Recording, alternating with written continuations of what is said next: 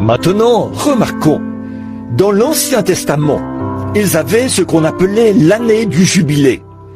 C'était le moment où tous les gens qui étaient esclaves pouvaient repartir libres quand on sonnait le jubilé.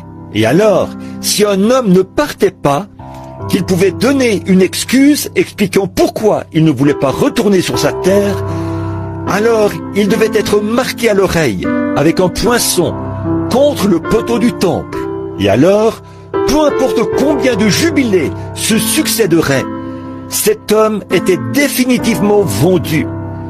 Il ne pouvait plus jamais revenir en Israël comme citoyen. Plus jamais. Qu'avait-il fait? Il avait rejeté son invitation. Il n'avait rien à payer. La dette de son esclavage était remise.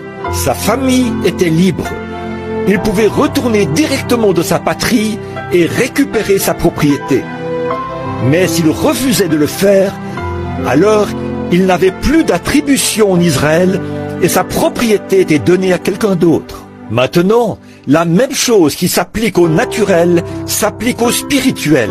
En effet, si nous, en tant qu'héritiers de la vie éternelle, nous entendons l'Évangile et savons que c'est vrai, et que nous le rejetons, que nous refusons de faire cela, ou de l'écouter, nous recevons la marque de la bête. Là, quelqu'un a dit, eh bien, il va y avoir une marque de la bête. Ça va venir un jour. Laissez-moi vous dire, elle est déjà venue.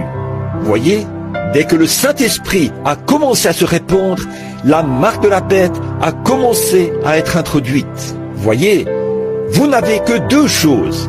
L'une, c'est l'accepter et recevoir le sceau de Dieu. Le rejeter, c'est recevoir la marque de la bête.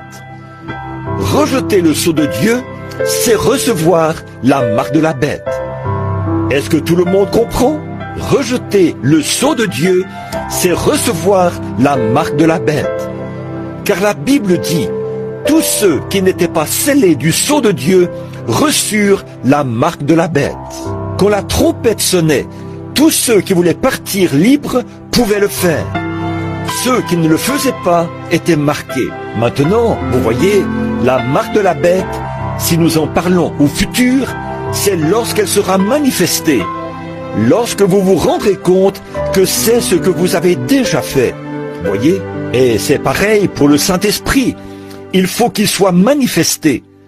Quand nous verrons le Seigneur Jésus venir dans la gloire, que nous sentirons cette puissance de transformation, que nous verrons les morts ressusciter et sortir de la tombe, et que nous saurons que d'ici une seconde, nous serons changés et que nous aurons un corps comme le sien. Il sera manifesté. Alors, nous verrons que ceux qui l'ont rejeté seront laissés en bas.